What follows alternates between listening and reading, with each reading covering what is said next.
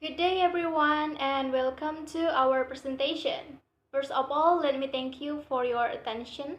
We are from Group 11. I am ADITIA LESTARI, and there are two my friends, Nia MAUIZAH and Siti Radibah Imatufariq. We have conducted our research paper of cultural studies, and the topic for our group is production, politics, and new media. And in our paper, we take an issue in cultural products, specifically in political product, that is quick count and the relation of media as the political advertisement and the quick count result on presidential election in 2019.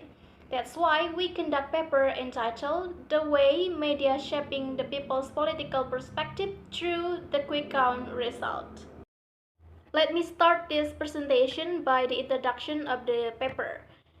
Recently, cultural studies is considered as a study that describes the phenomena of contemporary society, including in pop culture, media, subculture, lifestyle, consumerism, political productions, local identity, and others.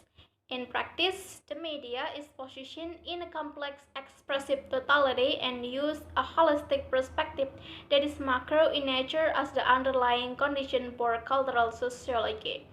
The contemporary phenomenon is marked by the strengthening of mass culture through commercial media, especially television. This is according to Lazar in 2014. However, according to Silpa in 2020, political communication is not only limited to political events, such as general elections, but political communication through television media is also a form of communication designed to disseminate political information from certain parties to gain mass support. And actually, the relationship between media and politics has existed for a long time, and the presence of political communication itself is as old as political science. This is due to the use of modern organized mass media for political purpose. Television media is a very attractive and lively new media for political advertising. Television as a practice, its use has become a cultural product that continues to change in history, and the awareness that in the development of television, human agents also influence technology development rather than considering technology as the determinant of everything. This is according to William in 2013. While according to Retnowati in 2017, political advertisement delivered through television media who are able to highlight candidate figures and influence the public to vote. However, ADITIA in 2020 state that media television is currently undergoing a significant change in role, initially as an information provider and later as a political actor. And there are TV stations which are the media for Indonesian political advertising. There are TV1, Metro TV, MNC Group, and Transmedia. TV1 is owned by Abu Rizal Bakri and Metro TV is owned by Surya Paloh. Prior to the 2014 election, TV1 present political news 53 times according to Pradita 2018. On the other hand, Metro TV also displays news about politics in Indonesia, but the news that is delivered tends to side with Jokowi. However, according to Harap Hub in 2019, Indonesian television media shows that reality is again divided. A television station owned by MNC Group, which was founded by Haritanu Sudipjo, as well as the chairman of the Perindo Party. The relationship between the Perindo Party and Haritanu Sudipjo shows that political parties and television media are private property.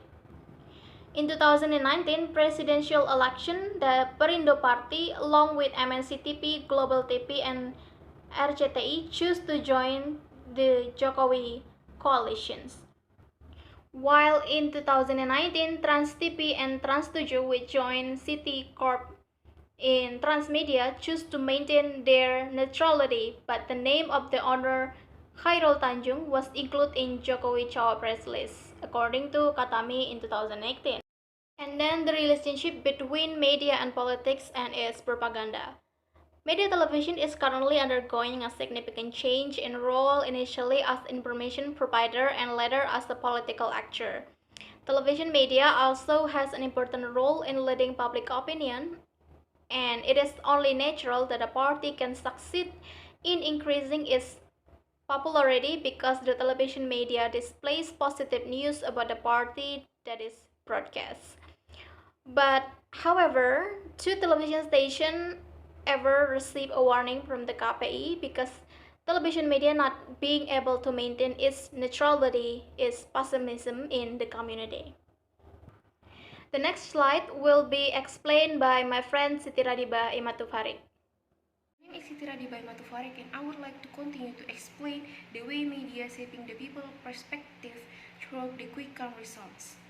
In Indonesia, the phenomena of media involvement in shaping public perceptions can be seen during election. Towards and after the election, especially in 2014 and 2019, there was a lot of chaos, especially after the quick count results from various survey institutions were announced on national TV station. According to Detik Finance in 2014, TV1, ANTV, RCTI, MNC TV, and Global TV televisions using the GSA, Puskaptis, LSN, and ERC survey agencies won the Prabowo Hatta, while 8 other survey agencies saw that Jokowi JK was the winner.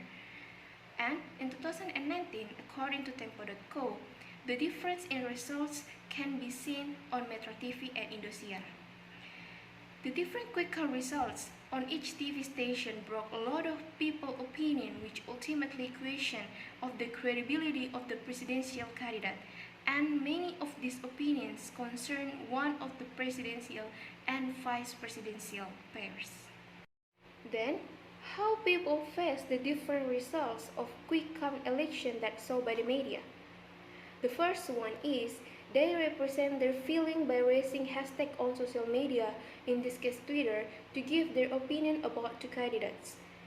2. They raising the issue of cheating to attack the number one pair because almost all of the survey agencies said that Jokowi Amin won the election 2019. The third, people face it by raising the opinion about democracy has been rigged and distrust of the KPU results. Different information such as the quick count case will greatly affect how the public view the political event, especially when this happens in major events such as the presidential election. This situation makes a lot of people confused, and because of that, quick count results receive various response via social media from the two camps of support.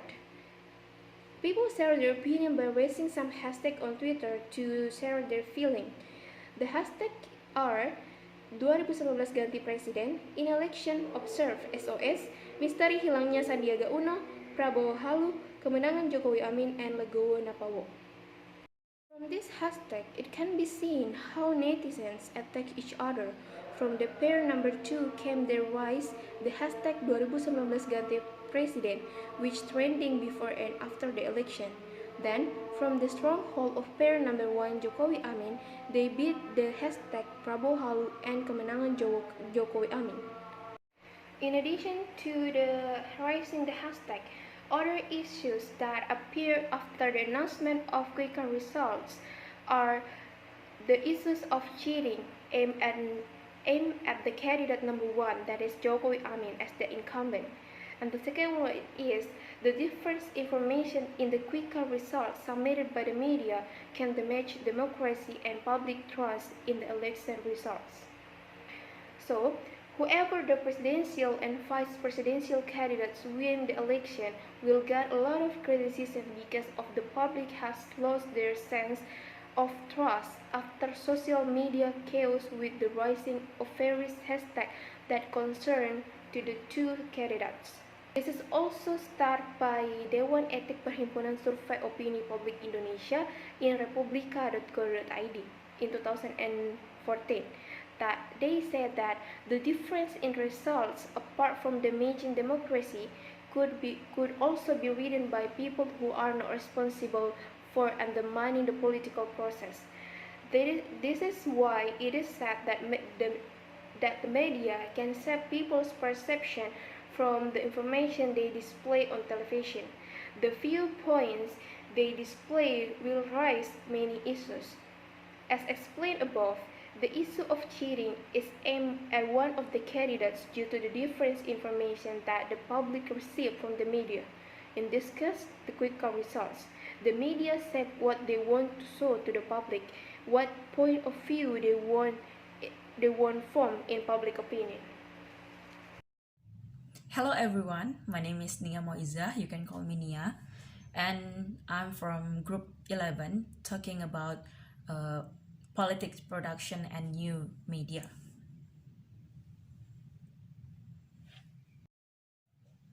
Alright, everyone, the digital trace of any news in television can easily be found today. So, as you may remember, in 2014, there's an event where the result of quick count for president election were slightly different. Two survey institute, which are Puskaptis and GSI, have favored for Prabowo Hatta from 1% to 55%, and it's different from 7 others survey institutes. And this difference were triggered some assumptions in public. And FYI, these two institutes were collaborated with TV1 at that time. So from M. Kodari, he is the executive director of Indobarometer. He said that there are 4 probabilities that can have that may result this difference. The first one is that the researchers didn't understand the methodology. The second one is that the researcher understand the methodology, but then the technical aspect were error. And then the third is that the researcher didn't understand the methodology and didn't go to the field work, so they just come up with the fictitious data. And the fourth is that the researcher will understand the methodology and also they go to the field work, but then they change the data. The same opinion was stated also by Hamdi Muluk. He is the Ethical Council of Public Opinion Survey Association. He said that there's an indications of lies from the survey institute that favor the Prabowo and Hatta. It's a very sad fact actually. Next. As we may know that media is actually the prime source for getting information, getting news and something like that. But then from these facts that happened in president election of 2014 and 2019, it's a sudden fact that happened to our media. And as you may see that TV1 tend to encourage people to choose Prabowo, and then meanwhile Metro TV tend to encourage people to choose Jokowi. There are 2 reasons why this media do these things. The first one is that they follow their owner interests, and the second one is that they try to encourage people to choose the same choices of their own. And as what Effendi Ghazali said, that the more commercial a media, the harder we find the truth information. Yeah, and that's what we said about, and we hope that this will not happen again, and people will use media as well as possible. Thank you.